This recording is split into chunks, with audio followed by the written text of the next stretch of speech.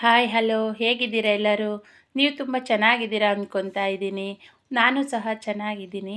ಇವತ್ತು ಮನೆಯಲ್ಲೇ ಪುಳಿಯೋಗರೆ ಪೌಡ್ರ್ ಮಾಡಿ ಹಾಗೆ ಗೊಜ್ಜು ಮಾಡೋದು ಯಾವ ಥರ ಅಂತ ನೋಡೋಣ ಬನ್ನಿ. ನಾನು ಮಾಡೋದು ನಮ್ಮನೆ ಸ್ಟೈಲಲ್ಲಿ ಯಾವ ಥರ ಅಂತ. ನಾನು ಯಾವತ್ತೂ ಹೊರಗಡೆ ಜಾಸ್ತಿ ಪೌಡ್ರ್ ತರಲ್ಲ. ಯಾವಾಗ ಎಷ್ಟು ಬೇಕೋ ಅಷ್ಟೇ ಸ್ವಲ್ಪನೇ ಈ ಥರ ಪೌಡ್ರ್ ಮಾಡಿಕೊಂಡು ಮನೆಯಲ್ಲೇ ಮಾಡ್ತಾಯಿರ್ತೀನಿ.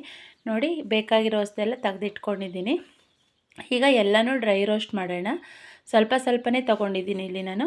ಕಡಲೆಬೇಳೆ 1 ಟೀ ಸ್ಪೂನಷ್ಟು, ಉದ್ದಿನಬೇಳೆನೂ 1 ಟೀ ಸ್ಪೂನಷ್ಟು. ಯಾಕಂದರೆ ಸ್ವಲ್ಪನೇ ಈಗಷ್ಟೇ ಮಾಡ್ಕೊತಾ ಇದ್ದೀನಿ ನಾನು ಪೌಡ್ರು. ಯಾವಾಗ ಎಷ್ಟು ಬೇಕು ಅಷ್ಟೇ ಮಾಡ್ಕೊತೀನಲ್ವ, ಸ್ವಲ್ಪ ತಗೊಂಡಿದ್ದೀನಿ.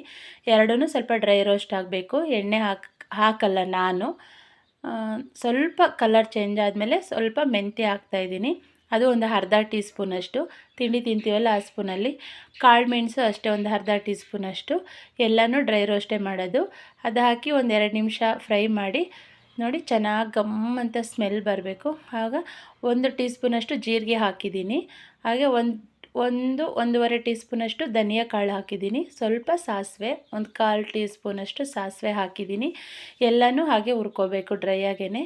ಈಗ ನೋಡಿ ಬ್ಯಾಡಗೆ ಮೆಣಸಿನ್ಕಾಯಿ ಒಂದು 5 ಹಾಕಿದ್ದೀನಿ. ಗುಂಟೂರು ಮೆಣಸಿನ್ಕಾಯಿ ಒಂದು 4 ಹಾಕಿದ್ದೀನಿ. ಖಾರಕ್ಕೆ ಕಲ್ಲರು ಮತ್ತು ಖಾರ ಎರಡು ಚೆನ್ನಾಗಿ ಬರುತ್ತೆ ಅಂತ 2 ಮಿಕ್ಸ್ ಮಾಡಿ ಹಾಕಿದ್ದೀನಿ. ಅದು ಸಹ ಸ್ವಲ್ಪ ಫ್ರೈ ಆಗಬೇಕೀಗ.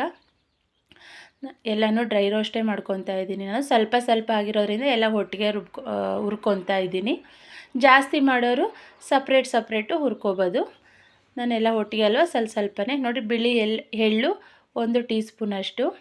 ಅದು ಸಹ ಸ್ವಲ್ಪ ಕಲರ್ ಚೇಂಜ್ ಆಗೋವರೆಗೂ ಬಿಸಿ ಮಾಡಿಕೊಂಡು, ಒಂದು ಸ್ವಲ್ಪ ಒಣಕೊಬ್ಬರಿ, ಸ್ವಲ್ಪ ಒಗ್ಗರಣೆಗೂ ಹಾಕ್ತೀನಿ ಎಳ್ಳು ಮತ್ತು ಒಣಕೊಬ್ಬರಿ. ಈಗ ಪೌಡ್ರಿಗೂ ಸ್ವಲ್ಪ ಹಾಕಿದ್ದೀನಿ. ಅದು ಒಂದು 2 ಟೀ ಸ್ಪೂನಷ್ಟು ಹಾಕಿದ್ದೀನಿ ಒಣಕೊಬ್ಬರಿ. ನೋಡಿ ಎಲ್ಲನೂ ಈಗ ಮಿಕ್ಸಿ ಮಾಡ್ಕೊಳ್ಳೋಣ. ನೋಡಿರಿ ಎಷ್ಟು ಚೆನ್ನಾಗಿ ಬಂದಿದೆ ಕಲರಂತೂ. ಪೌಡ್ರು ಅಷ್ಟೇ, ಸ್ಮೆಲ್ಲು ಅಷ್ಟೇ ಘಮ ಘಮ ಅಂತ ಇರುತ್ತೆ. ಸ್ವಲ್ಪ ಹುಣಸೆ ಹಣ್ಣು, ನಾನು ಹುಣಸೆ ಹಣ್ಣು ತೋರಿಸೋದು ಸ್ಕಿಪ್ ಆಗಿಬಿಟ್ಟಿದೆ. 2 ನಿಂಬೆಹಣ್ಣು ಗಾತ್ರದಷ್ಟು ಹುಣಸೆ ಹಣ್ಣು ನಾನು ನೆನೆಸಿ ಹುಳಿ ತೆಗ್ದಿದ್ದೀನಿ. ಅದನ್ನು ಸಪ್ರೇಟ್ ಈಗ ಒಂದು ಬಾಣಲಿಗೆ ಹಾಕಿಬಿಟ್ಟು ಚೆನ್ನಾಗಿ ಸ್ವಲ್ಪ ಗಟ್ಟಿ ಹಾಕಬೇಕು. ಅದಕ್ಕೆ ಸ್ವಲ್ಪ ಬೆಲ್ಲ ಸೇರಿಸಿದ್ದೀನಿ. ನಾವು ಗೊಜ್ಜು ಕ್ವಾಂಟಿಟಿ ನೋಡಿಕೊಂಡು ಸ್ವಲ್ಪ ಬೆಲ್ಲ, ಸ್ವೀಟು ಆಗಲೇ ಗೊತ್ತಾಗುತ್ತಲ್ವ, ಅಷ್ಟು ನೋಡಿಕೊಂಡು ಬೆಲ್ಲ ಹಾಕಿ ಸ್ವಲ್ಪ ಉಪ್ಪು ಹಾಕಿ ಹುಣಸೆಹಣ್ಣು ಚೆನ್ನಾಗಿ ಸ್ವಲ್ಪ ಕುದಿಸ್ಕೊಳ್ಳೋಣ. ಅದು ಸ್ವಲ್ಪ ಗಟ್ಟಿ ಬರೋ ಟೈಮಲ್ಲಿ ನಾವು ಪೌಡ್ರ್ ಮಾಡಿಟ್ಕೊಂಡಿದ್ವಲ್ಲ ಆ ಪೌಡ್ರು ಸೇರಿಸೋಣ. ಸಪ್ರೇಟಾಗಿದ್ದು ಈ ಥರ ಗೊಜ್ಜು ಚೆನ್ನಾಗಿ ಕುದಿಬೇಕು.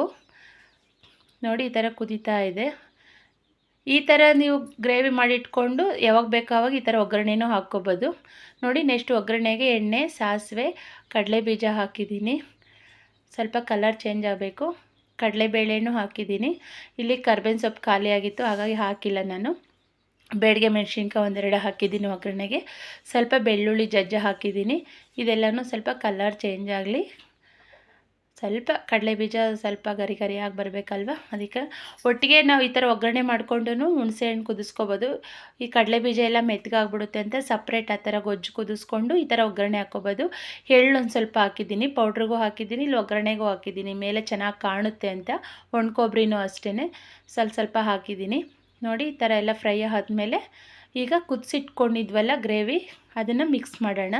ನೋಡಿ ಎಷ್ಟು ಚೆನ್ನಾಗಿ ಬಂದಿದೆ. ಟೇಸ್ಟು ಅಷ್ಟೇ ಸೂಪರಾಗಿರುತ್ತೆ. ನಾವು ಹೊರಗಡೆ ತಂದು ಮಾಡೋದ್ರಿಂದ ಅದು ನೋಡಿ ಪ್ಯಾಕೆಟ್ ಓಪನ್ ಮಾಡಿದ ತಕ್ಷಣ ಒಣಕೊಬ್ಬರಿ ಎಲ್ಲ ಸೇರಿಸಿಟ್ಟಿರ್ತಾರಲ್ಲ, ಸ್ವಲ್ಪ ಮುಗ್ಗು ಸ್ಮೆಲ್ ಬರ್ತಾ ಇರುತ್ತೆ. ಮತ್ತು ಅದರಲ್ಲಿರೋ ಕಡಲೆಬೀಜ, ಒಣಕೊಬ್ಬರಿ ಬಾಯಿಗೆ ಸಿಕ್ಕಿದ್ರೆ ಏನೋ ಒಂಥರ ಟೇಸ್ಟ್ ಚೇಂಜ್ ಆಗಿಬಿಡುತ್ತೆ ಹೊರಗಡೆ ಥರ ಪೌಡ್ರು.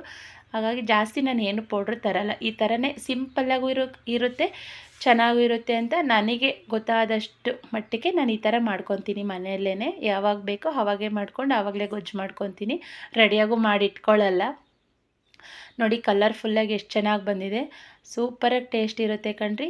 ಇಷ್ಟ ಆದರೆ ನೀವು ಈ ಥರ ಟ್ರೈ ಮಾಡಿ. ನೋಡಿ ಕಲಸಿದ್ಮೇಲೆ ಈ ಥರ ಇದೆ. ನಾನು ಸ್ವಲ್ಪ ಅನ್ನಕ್ಕೆ ಗೊಜ್ಜು ಕಮ್ಮಿ ಹಾಕಿದ್ದೀನಿ. ಮಕ್ಕಳಿಗೆ ಜಾಸ್ತಿ ಇದ್ದರೆ ಇಷ್ಟಪಡಲ್ಲ, ಹಾಗಾಗಿ ನೋಡಿ ಮೇಲೆ ಸ್ವಲ್ಪ ಹಾಕಿದ್ದೀನಿ. ತುಂಬ ಚೆನ್ನಾಗಿರುತ್ತೆ. ಇಷ್ಟ ಆದರೆ ನೀವು ಟ್ರೈ ಮಾಡಿ.